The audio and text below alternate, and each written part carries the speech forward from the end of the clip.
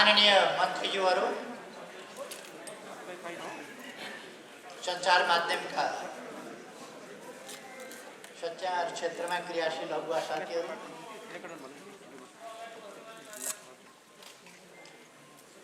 र सम्पूर्ण सहभागी साथीहरू, आज थोरै समय मात्रै लिएर म आएको छु। 15 देखि बढीमा 20 मिनेटसम्म मात्रै बोल्न सक्छु। यति बिघ्न धेरै साथीहरू वक्ता हुनुहुन्छ, त्यसकारण भाषणको कुनै खाँचो हुँदैन भन्ने मलाई विश्वास छ। सबै विषयहरूमा, सबै पक्षहरूमा विभिन्न कोणबाट साथीहरूले प्रकाश पार्नु नै हुनेछ। त्यसकारण मैले धेरै केही भन्नु पर्दैन। आजको राष्ट्रिय राजनीति हामी सबैलाई थाहा छ। हामी एउटा शान्तिपूर्ण, वैधानिक, लोकतान्त्रिक,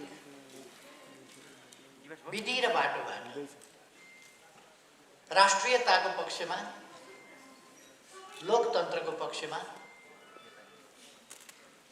जनजीविकाको पक्षमा, जनताका हितहरूका विभिन्न सवालहरूका पक्षमा, सामाजिक न्याय र समानताका पक्षमा, अथवा खास गरी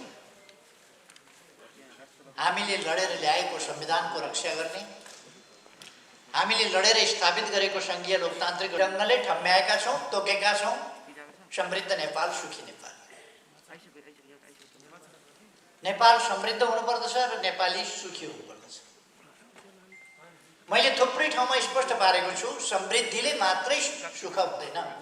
सुख हुनका लागि जैविक र मानवीय न्यायोचित आवश्यकताहरूको परिपूर्ति हुनुपर्दछ।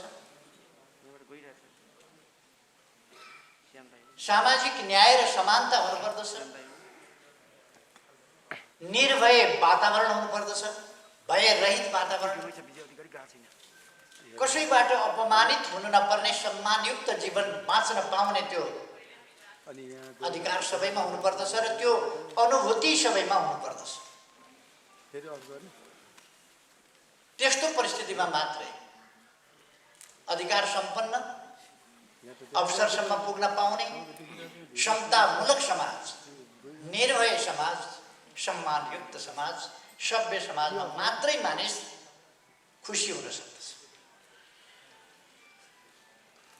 त्यसकारण यो हामीले हाम्रो राष्ट्रिय आकांक्षा भनेर हामीले नेपालका लागि तोकेका छौँ, तर यो विश्व मानव समुदायका लागि नै वास्तवमा एउटा गन्तव्य हो। समृद्धि, समानता, सुख। हजारौं वर्ष अगाडि हाम्रा पूर्वजहरूले सर्वे भवन्तु सुखिनः भनेर मानिस के चाहन्छ अन्तिममा, अन्तत्वगत्वा मानवीय इच्छा आकांक्षाको गन्तव्य के हो भन्दा सर्वे भवन्तु सुखिनः, सबै सुखी हुन्, अर्थात् सबै सुख चाहन्छन्, त्यसकारण सुखी हुन्। सुख चाहन्छ मानव जातिले। मानव जातिका सबै प्रयासहरू, सबै प्रकारका चेष्टाहरू, जुनसुकै पेशा होस्, व्यवसाय होस्, जेसुकै होस्, तिनको अन्तिम गन्तव्य के हुन्छ भन्दा सुख प्राप्ति हुन्छ। सुखी भएर बाँच्न पाइयोस्। अभाव, गरिबी जस्ता कुराहरू नहुन्। न्यायोचित प्राप्ति। मैले सुरुमा भने जैविक र मानवीय आवश्यकताहरूको न्यायोचित प्राप्ति, समतामूलक, समतायुक्त समाज र निर्भय,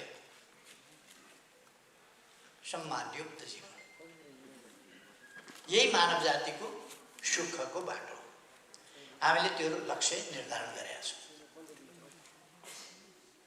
हामी कुनै आवेश उत्तेजनामा छैनौँ, आक्रोशमा पनि छैनौँ, प्रतिशोधमा पनि छैनौँ। कसैप्रति आग्रह, पूर्वाग्रह, दुराग्रह लिएर कुनै प्रतिशोध साध्नु पर्ने पनि हामीलाई छैन।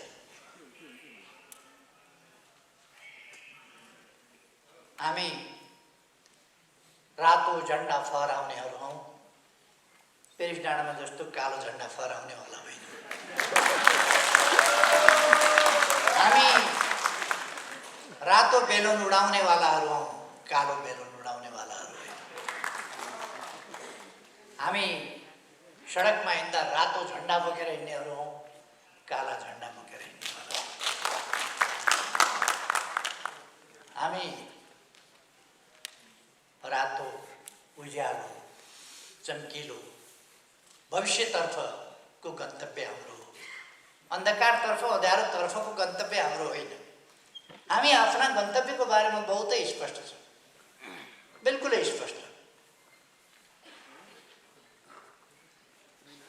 हामीलाई कसैसँग प्रतिशोध लिनुपर्ने केही छैन। हामीलाई देश बनाउनु छ, हामीलाई देशलाई विकासको बाटोमा लानु छ,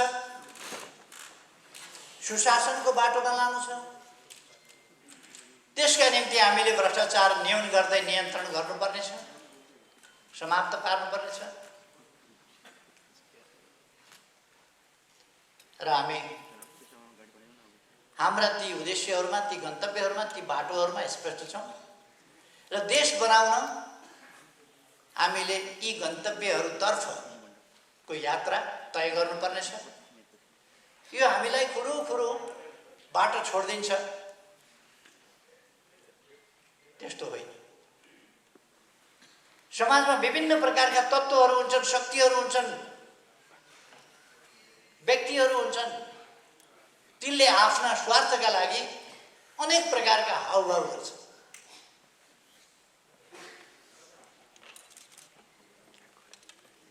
तिनीहरूले जनतालाई सिनेमा देखाउँछन्।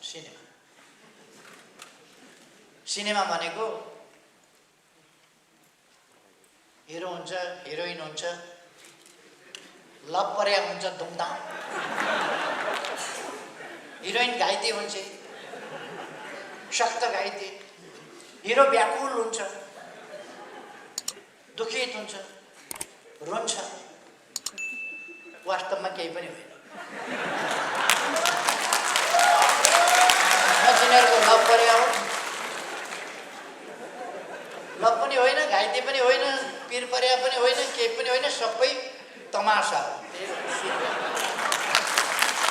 केही मान्छेहरू सिनेमा देखाउन आउँछ, नाटक देखाउन आउँछ, रुन्छन्, तमासा गर्छन्, झुक्क्याउँछन् जनतालाई। हामीले जनतालाई त्यस्ता तत्त्वहरूबाट सचेत गराउनु पर्दछ, सजग गराउनु पर्दछ।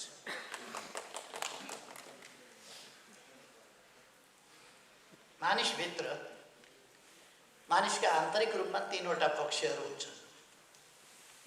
एउटा मान्छेको विद्वत्ताको, ज्ञानको पक्ष हुन्छ, अर्को मान्छेको बुद्धिको पक्ष हुन्छ, अर्को मान्छेको मतिको पक्ष हुन्छ। सबभन्दा पहिले हामीले आफ्नो देश बनाउने हो भने, देश बचाउने हो भने, देश बनाउने हो भने हामीले हाम्रो मति ठिक ठाउँमा राख्नु पर्दछ। पहिलो कुरो मति प्रमुख कुरा हो। मति ठिक ठाउँमा भएन भने बुद्धिमान मान्छे मति भ्रष्ट भयो भने कति खतरनाक हुन्छ विचार गर्नुहोस् त। बुद्धिमान चोर भयो भने पुलिसले पनि पक्ड़न सक्दैन। बुद्धि लगाउँछ पुलिसले पनि भेट्दैन। मूर्ख चोर भयो भने ती दसी छोड्या हुन्छ, के छोड्या हुन्छ, पक्डिहाल्छ यसो।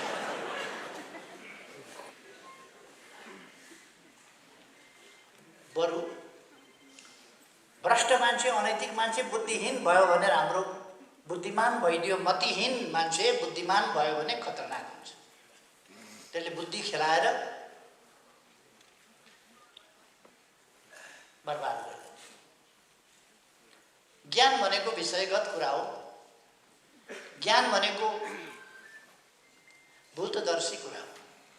ज्ञान भनेको इतिहास, ज्ञान भनेको अरूले प्राप्त गरेका अनुभवहरूको सङ्कलन, ज्ञान भनेको विगत हो। हामीले मतिलाई ठिक ठाउँमा राख्ने, आफ्नो बुद्धिको सही ढङ्गले सही ठाउँमा देश जनताका लागि, मानव जातिका लागि, त्यसको हितको पक्षमा प्रयोग गर्ने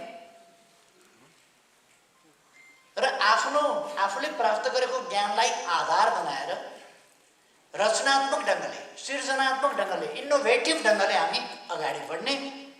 जानेकै ज्ञान मात्रै त इतिहास हो, जानेकै ज्ञान मात्रै भूत हो, भूतपूर्व कुरा हो। त्यसकारण इनोभेटिभ हुनुपर्दछ र मात्रै विकास हुन सक्दछ। हामी रिसर्चहरूका कुरा गर्छौँ, खोज अध्ययन अनुसन्धानका कुरा गर्छौँ, त्यो भनेको ज्ञानभन्दा अगाडिको एक स्टेप अगाडिको कुरा हो, रचनाको कुरा हो, रचनात्मकताको कुरा हो, सृजनाको कुरा हो, सृजनात्मकताको कुरा हो, सृजनशीलताको कुरा हो, नयाँ आविष्कारको कुरा हो। त्यसकारण हामीले त्यतापट्टि जानुपर्छ।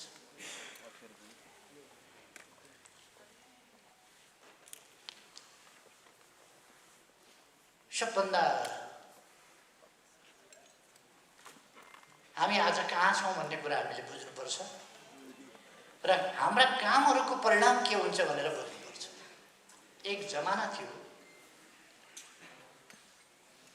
कुनै चरालाई चिठी बोकाएर पठाउने, पहिले त्यो चरालाई त्यो ठाउँमा पुर्याउनु पर्यो, त्यो ठाउँ देखाउनु पर्यो अनि ल्याउनु पर्यो, नत्र चराले कुरा बुझ्दैन। फेरि त्यहाँ पुर्याउनु पर्यो, देखाउनु पर्यो, ल्याउनु पर्यो अनि उसलाई मुखमा पत्र चेपाइदिनु पर्यो अनि उडाइदिनु पर्यो त्यता फर्काएर, अनि ऊ जान्छ त्यो चिठी बुझाएर। उसले बुझ्छ कि यो त्यहाँ पुर्याइदिनु पर्ने हो। अनि त्यताबाट जा भनेपछि फर्के भनेपछि फेरि फर्किन्छ, जति बेला उसले चिठीको जवाफ दिन्छ। चिठी पत्र हाम्रो त्यस्तो हुन्थ्यो। हामी सन्देशहरूलाई कस्तोसँग एउटा उसमा लेख्थ्यौँ, कुन्ती मोक्तानको गीत जस्तो, आगो भरभर आयो आज, आगो भरभर आयो, परदेशबाट आउँछन् कि क्या हो, आगो भरभर आयो। न मोबाइल थियो न केही थियो, अरब जाने हो भने चिठी कहाँबाट पठाउने, त्यो कताबाट पठाउने चिठी, कसले लिएर आउँछ चिठी, चिठी त आउँदैन। त्यस्तो अवस्थामा आगो भरभर आयो भने, आँखो फरफर आयो भने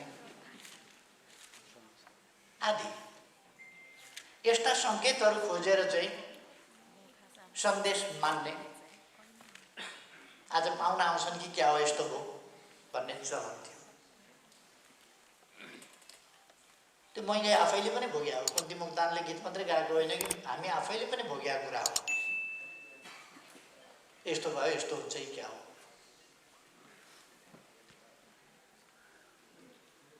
पहिले इन्ट्युसन, त्यो जब सम्बन्ध अत्यन्त प्रगाढ हुन्छ, त्यस्तो सम्बन्ध प्रगाढमा त्यसका सङ्केतहरू जान्छन्। जस्तो आफ्नो सन्तान कहीँ सङ्कटमा पर्यो भने आमाहरूले पहिले धेरै थाहा पाउँथे, किनभने सेन्सिटिभ हुन्थ्यो। अहिले त ठेस लाग्यो भने अघि नै फोन गरिहाल्छ, मम्मी मलाई त ठेस लाग्यो खुट्टा भनेर। त्यसकारण आमाहरू पनि धेरै सेन्सिटिभ हुन छोडे। त्यसकारण इन्ट्युसन पनि कमजोर हुँदै गयो। पहिले त इन्ट्युसन बहुत सेन्सिटिभ हुन्थ्यो। आफ्नो बच्चा बच्चीलाई कहीँ ठेस मात्रै लाग्यो भने पनि आमाले मेरो छाती चस्कियो घबडाउने, त्यस प्रकारका कुराहरू हुन्थे। अहिलेसम्म पनि आमाहरूमा त्यो लक्षण हुन्छ। आफ्नो बच्चा कतै लड्यो मात्रै भने पनि झस्याङ्ग हुने, त्यो रक्त सम्बन्धको एउटा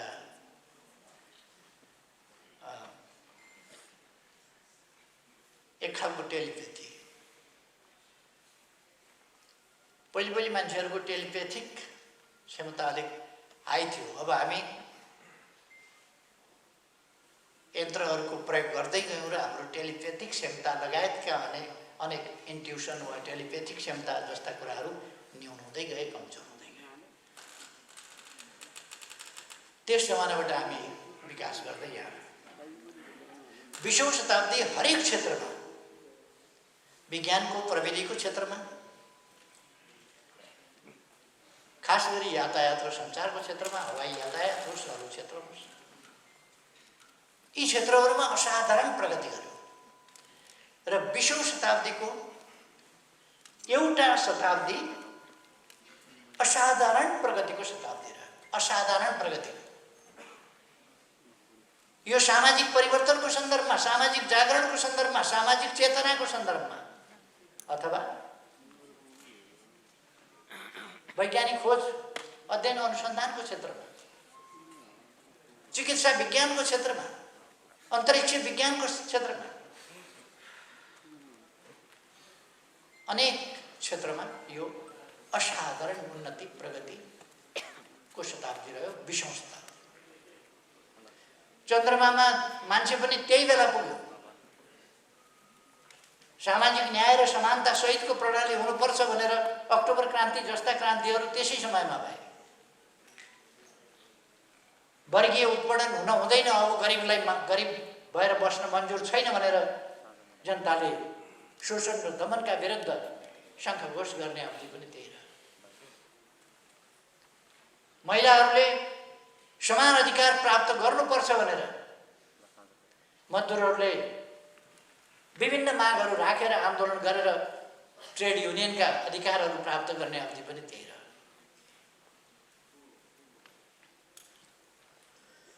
मा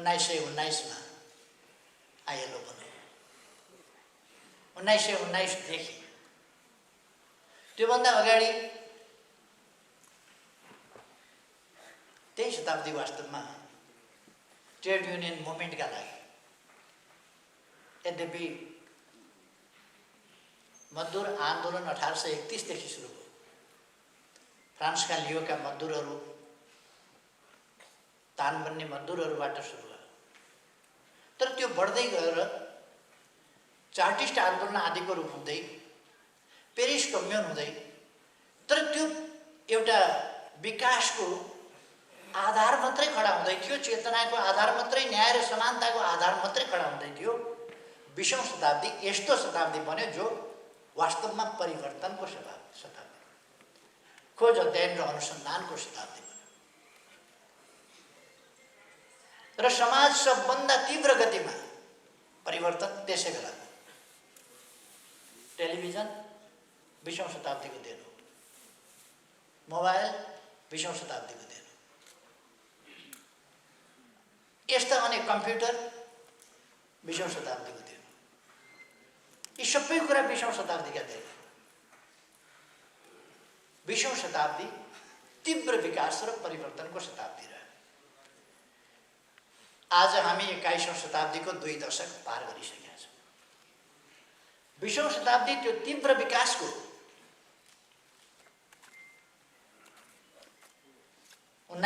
मा प्लेनको आविष्कार हुन लाग्दै थियो। 1903 मा 20औं शताब्दीको सुरुमा, 20औं शताब्दीको बीचमा आइपुग्दा अमेरिकाबाट बम बोकेर गएर जापानमा खसालेर मान्छे सिद्ध्याउने खालको कुरा।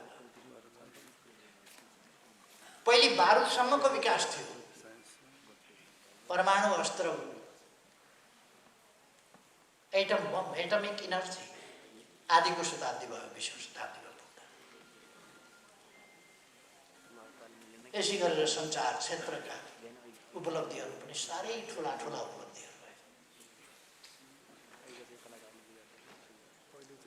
स्वास्थ्य क्षेत्रको प्रगति पनि मैले भनिरहनु पर्ला जस्तो लाग्दैन। आज 20औं शताब्दी 21औं शताब्दी कस्तो भइसक्यो भने 2 पल्ट किडनी फेरेर 4वटा किडनी लिएर काम गरेको मान्छे म तपाईँहरूको अगाडि बोलिरहेको छु।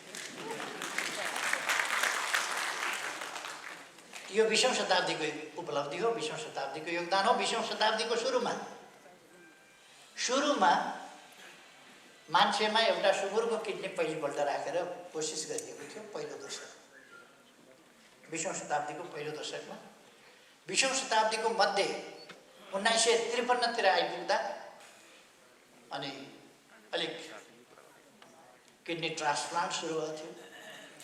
71 यता आइपुगेपछि बल्ल सफल ट्रान्सप्लान्टको 1971बाट बढी सफल ट्रान्सप्लान्टको अवधि सुरु 50 वर्ष भएको छ। बल्ल। त्यस यता असाधारण प्रगति भयो। इजरायलमा एकजना मान्छे 5 पल्ट किडनी ट्रान्सप्लान्ट गरेर काम गरिरहेका छ। आफ्ना पहिलेका 2टा समेत 7वटा किडनी हुन्। पेटभरि किडनी नै किडनी। यो विज्ञान प्रविधिको विकास। अब म तपाईहरुलाई भन्न खोजेको के हो भने यो तीव्र विकासको क्रममा हामी छौं।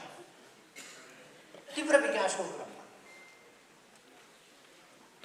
तीव्र विकासको क्रम कहीं पनि कुनै पनि तीव्र विकासको क्रमलाई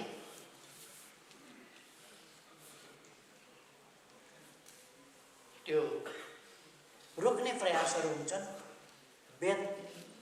बाधा व्यवधान पुर्याउने प्रयासहरू हुन्छन्। सामाजिक परिवर्तनको सन्दर्भमा पनि त्यही हो, बाधा व्यवधान पुर्याउने प्रयासहरू हुन्छन्। ती प्रयासलाई तोडेर हामी अगाडि जान जरुरी छ। सामाजिक परिवर्तनको सन्दर्भमा पनि त्यही हो। अघि मैले सुरुमा भने हाम्रो देश आज एउटा खास लडाईँको स्थितिमा छ। संसदलाई फेरि सांसद किनबेचको, फेरि दलहरूका बीचमा गिभ एन्ड टेकको, लेना देनाको, फेरि समीकरणहरू परिवर्तनको खेलको पहिले जस्तै एउटा सिलसिला फेरि सुरु गर्न पर्यो। मैले प्रयास गरेको थिएँ लेफ्ट पार्टीहरू जोडेर एउटा मजबुत लेफ्ट पार्टी जसले देशको सार्वभौम सत्ताको रक्षा गरोस्, भौगोलिक अखण्डताको रक्षा गरोस्, स्वाधीनताको रक्षा गरोस्, इतिहासप्रति गर्व गरोस्, स्वाभिमान माथि उठाओस् र देशको विकासमा समर्पित होस्। देशलाई एउटा आधुनिक सभ्य, अरूले पनि आहा भन्ने खालको देश बनाउने कुरामा लागोस्, त्यस्तो पार्टीको परिकल्पना गरेको थियो। तर पार्टी तपाईहरुले देख्नुभयो, एक दिन एउटा राम्रो कामको पनि समर्थन गर्ने आँट नभएको, बुद्धि नभएको, मन नभएको त्यस्तो पार्टी पो बन्यो। लिडरशिपको यस्तो पंक्ति तयार गर्न खोजेको थिएँ मैले जसले देशलाई राम्ररी हाँक्न सकोस्। तर देश हाँक्ने होइन, देशका निम्ति मर्ने होइन, आफ्ना निम्ति मर्ने, आफन्तका निम्ति मर्ने। एकजनाले मलाई जवाफ दिए, परिवारवाद नातागोताका कुरा गर्दा जवाफ दिए, केपी ओलीका छोराछोरी छैन, मेरा त छोरीहरू छन्, ज्वाइँहरू छन्, हेर्नै पर्यो, बनाउनै पर्यो। छोरी भएका मान्छेले त मेयर बनाउनै पर्यो, बनाउन भोटले पुगेन भने मतपत्र च्यात्नै पर्यो। ज्वाइँ छन्, के गर्ने अब, घर किन्दै नै पर्यो, घडेरी किन्दै नै पर्यो, गाडी किन्दै नै पर्यो, पद ओहदा दिनै पर्यो। केपी ओलीका छैन, कसलाई दियोस्, मेरा त छन्, दिन्छु। गजब हो, बहादुर हो। बाबु त यस्तो होस्, ससुर त्यस्तो होस्, गजब हो। एउटा कुरा म उहाँलाई सम्झाउँछु, सन्चै छ, यो देशका सबै केटाकेटीलाई म आफ्नै केटाकेटी ठान्छु। मेरा आफ्नै केटाकेटीका लागि केही गर्नु छैन, त्यसमा मलाई न गौरव, न हर्ष, न विस्मात केही पनि छैन। तर म उहाँलाई भन्न चाहन्छु, उहाँलाई त्यो ठाउँमा पुर्याउने योद्धाहरूका छोराछोरी छन् कि छैनन्? उहाँलाई त्यो ठाउँमा पुर्याउने योद्धाहरूका छोरीहरू छन् कि छैन, ज्वाइँ छैन कि छैन, आफन्त छन् कि छैन, ती योद्धाहरू छन् कि छैन? लड्ने बेलामा, ज्यान दिने बेलामा योद्धा चाहियो, अरूका छोराछोरी चाहियो। आफ्ना छोराछोरी विदेश राखेर पढाउने, अनि तर मार्ने बेलामा मेरा त छोराछोरी छन्, के गर्ने? अरूका पनि त छोराछोरी हुन्, अरूका छोराछोरीको पनि ज्यान हो, अरूका छोराछोरीका पनि हात खुट्टा हुन्, अरूका छोराछोरीका पनि टाउका हुन्, अरूका छोराछोरीका पनि ज्यान हुन्। त्यो चाहिँ काठको बनाएको हो, भाँचे पनि हुन्छ, फुटाए पनि हुन्छ, जे गरे पनि हुन्छ। अरूका छोराछोरी के खेलाउने पुतली हुन्? त्यो पसलमा बेच्न राखेका पुतली, त्यति पनि भाउ छैन जनताका छोराछोरीको। तिनको हालत के छ? मैले त छोराछोरी छन् हेर्नुपर्छ अरे, अरू हेर्नुपर्छै पर्दैन। देश बनाउन भनेर जसलाई होमियो तिनलाई हेर्नुपर्छै पर्दैन। खै मलाई उहाँहरूसँग दन्तबजान गर्नु छैन। कालो झन्डा गाडेर बस्नुभएको छ, कालो झन्डा फहराउनु भएको छ, काला बेलुन उडाउनु भएको छ, काला सपना देख्नु भएको छ, कालो मनसाय लिनुभएको छ।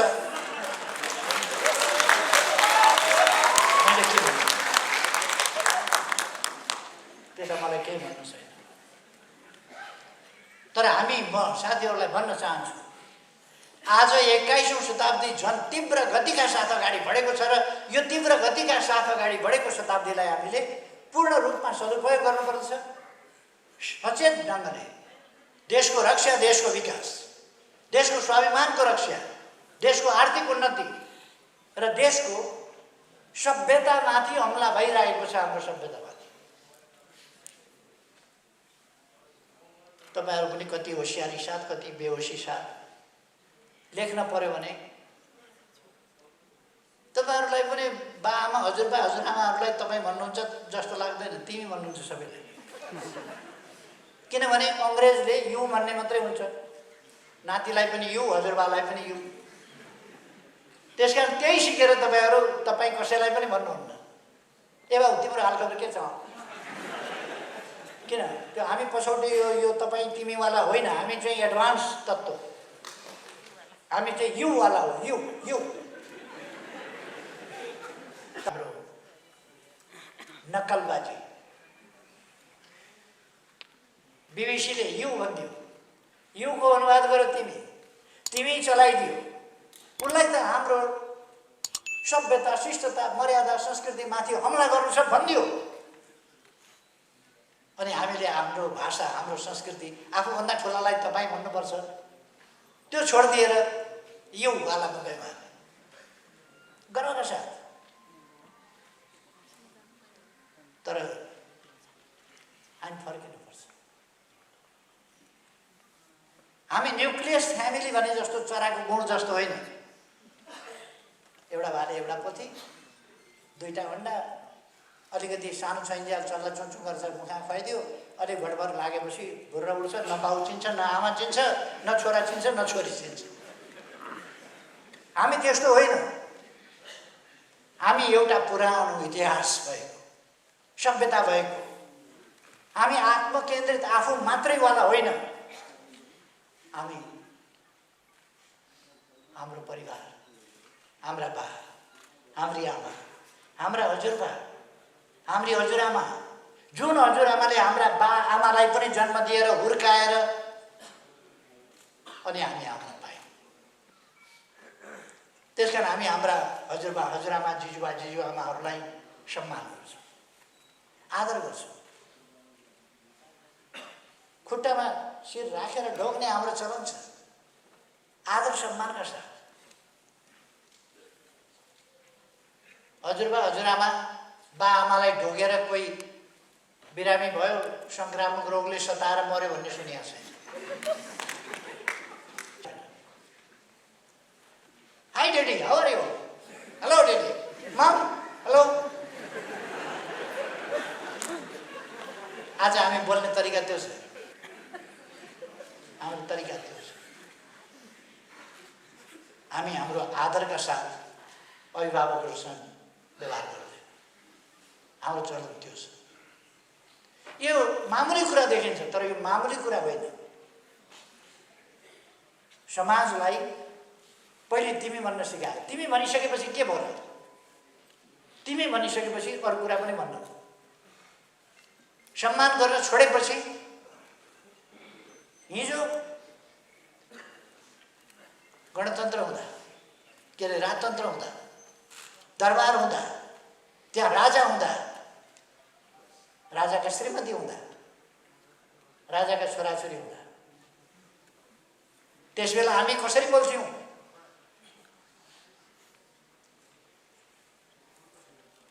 हेर्नुहोस् न भन्दै थियौँ। आज त हामी हेर्नुहोस् न होइन नि, हेर उहाँले भन्नुभयो भन्दै थियौँ, हुकुम बक्स्यो। हेर्नुभयो भन्दै थियौँ, नजर भयो। उहाँले खानुभयो भन्दै थियौँ, जिउनार भयो। हिँड्नुभयो भन्दैन थियौँ, सवारी भयो। आज हिँड्नुभयो भन्न, खानुभयो भन्न पनि हामीलाई गाह्रो छ, किनभने हामी हिँडे, खाए, उनले हेरे, यस्तो भाषा मात्रै भन्छ। उनीहरूले हेरे, हामीले आमा पनि थिइन्, तिनले पनि हेरे। तपाईँहरू त्यही लेख्नुहुन्छ होइन र कतिलाई? त्यही त लेख्नु। मेरो आग्रह के हो भने एउटा कुरामा हामी होसियार हुनुपर्दछ।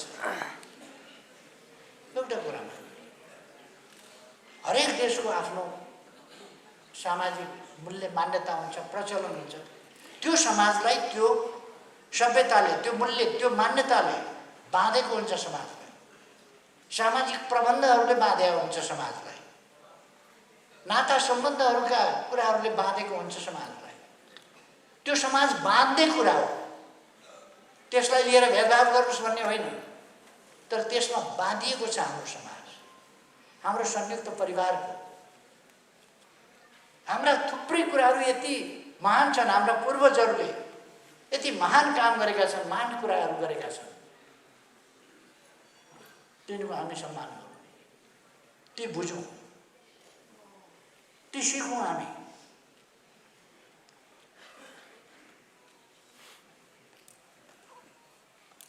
अब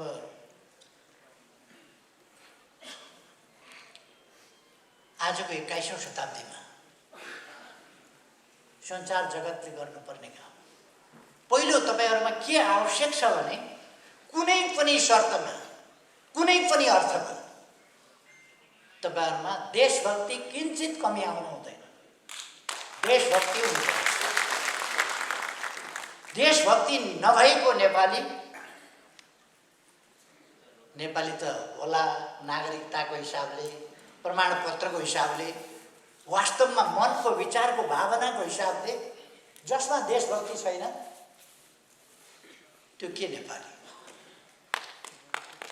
त्यसकारण हामी नेपाली हुनुपर्दछ, नेपाली भएर जिउनु पर्दछ, नेपालका लागि काम गर्नुपर्दछ। हामी बिकाऊ वस्तु होइनौँ। हामी गरी खान्छौँ, काम गरेको पारिश्रमिक लिन्छौँ, भत्ता लिन्छौँ, काम गरेको पारिश्रमिक लिनुपर्छ। तर हामी आत्मा बेच्दैनौँ, कामको ज्याला लिन्छौँ, हामी आत्मा बेच्दैनौँ। हामी पहिलो कुरा साँचो अर्थमा देशभक्त हुनुपर्छ, नकली देशभक्त होइन। मैले अस्ति एउटा विदेशी टेलिभिजनलाई अन्तर्वार्ता दिएँ। आलोचना गर्ने ठाउँ कहीँ भेटिएन। अनि त्यो पत्रकारले इन्डियामा गएर यो एभरेस्टका नाउँमा किन राखेको, हाम्रो मान्छेले गएर पहिलो नापेको थियो उसको नाउँमा, हामीले त कमसेकम भने हुन्थ्यो। के बोलेछ त्यसपछि यहाँ राष्ट्रवादको बबन्डर मच्चियो। उसले सगरमाथा खान्छु भनेको छ र यति साह्रो बहकिनु पर्ने पनि आवश्यकता छैन क्या। त्यो वाहियातमा बहकिएर राष्ट्रवाद भनेको तमासा गर्ने कुरा हो, राष्ट्रवाद ड्रामा हो। राष्ट्रवाद ड्रामा होइन, राष्ट्रको हितको पक्षमा उभिने कुरा, स्वाभिमानको पक्षमा साँचो अर्थमा उभिने कुरा चाहिँ राष्ट्रवाद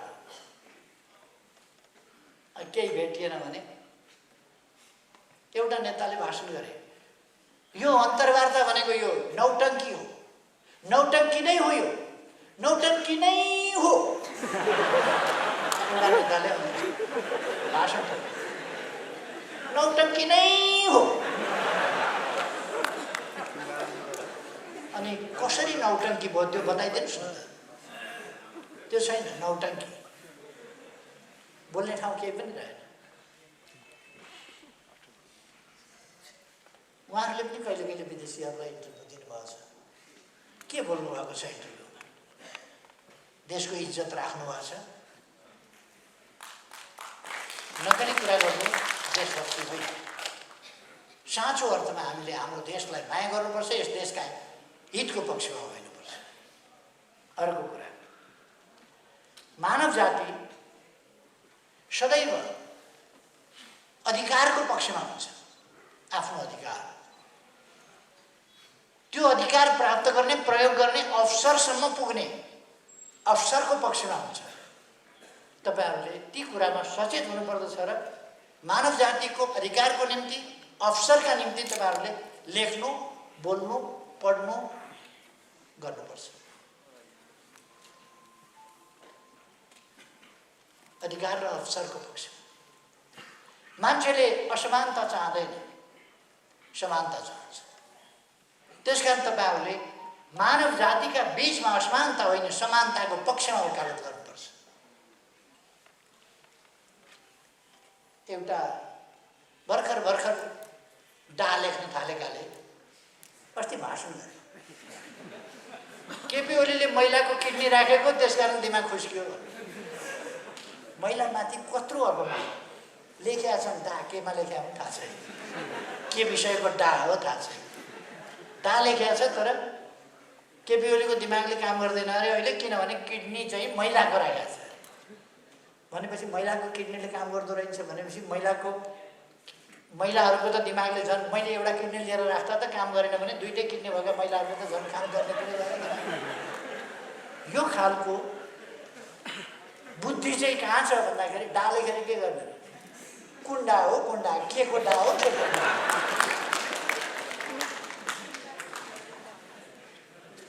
तपाईहरुको बुद्धि त्यस्तो कोल्टे नपरोस्। तपाईहरुको बुद्धि ठिक बाटोमा जाओस्। तपाईहरुले सामाजिक न्याय र समानताको पक्षमा कुरा गर्नुपर्दछ, अधिकारको पक्षमा कुरा गर्नुपर्छ, अवसरको पक्षमा कुरा गर्नुपर्छ, हिंसाका विरुद्ध कुरा गर्नुपर्दछ, शान्तिको पक्षमा कुरा गर्नुपर्छ, निर्भय वातावरण, सबैले निर्भय भएर बाँच्न पाउने वातावरणको पक्षमा तपाईहरुले कुरा गर्नुपर्दछ। तपाईहरुले स्वस्थ लोकतान्त्रिक आचरण व्यवस्थाको कुरा गर्नुपर्छ, अभ्यासको कुरा गर्नुपर्छ। आफ्नो जीवनमा पनि उदाहरणीय बन्ने अभ्यास गर्नुपर्छ। तपाईको जीवनशैली, तपाईको रहनसहन देखेर अरूले पनि यस्तो हुनुपर्छ। तपाईहरु यस पार्टीसँग सम्बद्ध, आबद्ध, निकट जे हुनुहुन्छ, यो पार्टीसँग निकट भएको हुनाले म तपाईहरुलाई आग्रह गर्न चाहन्छु। पत्रकार हुँ भन्ने बित्तिकै तपाईलाई हेर्दैखेरि मान्छेले तपाईहरु फलानु पार्टीको हो भनेर आफै सोध्नुहोस्, चिनोस् तपाईहरुलाई, तपाईहरुको आनी बानी व्यवहार त्यसरी चिनोस्। तपाईहरुले सम्प्रेषण गरेको समाचारमा सत्यता छ के भनेर कसैले आशंका गर्ने स्थिति नहोस्। तपाईहरु समाचार स्वार्थका लागि उल्टापल्टा समाचार नपठाउनुहोस्। आफ्नै स्वार्थका लागि पनि असत्य समाचार सम्प्रेषण नगर्नुहोस्। रिस उठ्यो भने पनि नचाहिने कुराहरू नलेख्नुहोस्। कहिले कोहीको मान्छे मन पर्दैन, यद्यपि मन पराउने नपराउने, रिस उठ्ने आदि कुराहरू छोडिदिनुपर्छ। तर पनि तपाईहरुलाई रिस उठिहाल्यो भने पनि रिस उठ्यो भन्दैमा झुटा कुरा, नहुने कुरा कसैको बारेमा लेख्नु वाञ्छनीय हुँदैन। त्यसकारण तपाईहरुले जनताका पक्षमा, लोकतन्त्रका पक्षमा, लोकतान्त्रिक प्रणालीका पक्षमा उभिनुपर्छ। अहिले आफ्ना स्वार्थका लागि, व्यक्तिगत स्वार्थका लागि देशमा स्थिरता हुन नदिएर, स्थिरता जहाँसुकै जाओस्, देश विकास जहाँसुकै जाओस्, लोकतन्त्र जहाँसुकै जाओस्, आफ्नो स्वार्थ पूरा गर्नका लागि कुदेका 2-4 जना, त्यस प्रकारको मती हामी कसैले लिनु हुँदैन। हामी बहुतै दृढताका साथ तपाईहरुको संगठन सही विचारमा एकताबद्ध र सक्रिय हुनुपर्दछ। तपाईहरुसँग ज्ञान छ, सिप छ, लेख्न जान्नुहुन्छ, बोल्न जान्नुहुन्छ, सबै कुरा गर्नुहुन्छ, तर गलत गर्नुभयो भने, सिप मिलाएर, तरिका मिलाएर गलत कुरा गर्नुभयो भने त्यसले देशलाई फाइदा गर्दैन। तपाईसँग सिप छ, चुप लाएर बस्नुभयो भने, हात बाँधेर, तपाई कलम चलाउनुहुन्न, कम्प्युटर चलाउनुहुन्न, तपाईको ल्यापटप चल्दैन, आइप्याड चल्दैन भने तपाईको ज्ञान, तपाईको बुद्धि तपाईका भित्रै रहेको दौबादीमा फलाम खानी छ, अहिलेसम्म हामीले निकालेको छैन, तपाईँको ज्ञान बुद्धि पनि त्यस्तै हुन्छ।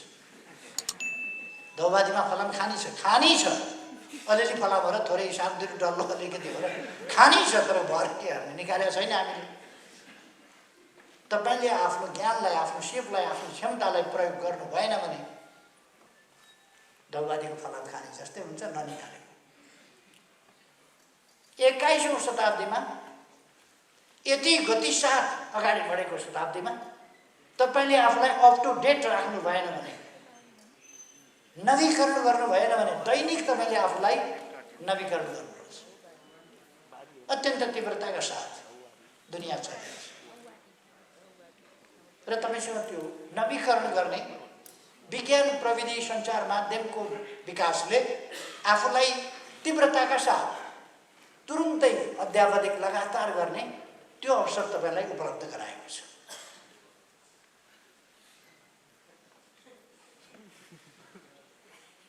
त्यसर्थ तपाईँहरूले आफूलाई अध्यावधिक गर्नुपर्छ, नवीकरण गर्नुपर्छ र सङ्गठित ढङ्गले योजनाबद्ध तरिकाले तपाईँहरूको सङ्गठन, तपाईँहरू यता बस्नेले पनि ध्यान दिनुपर्छ, तपाईँहरूको सङ्गठन एकताबद्ध हुनुपर्छ।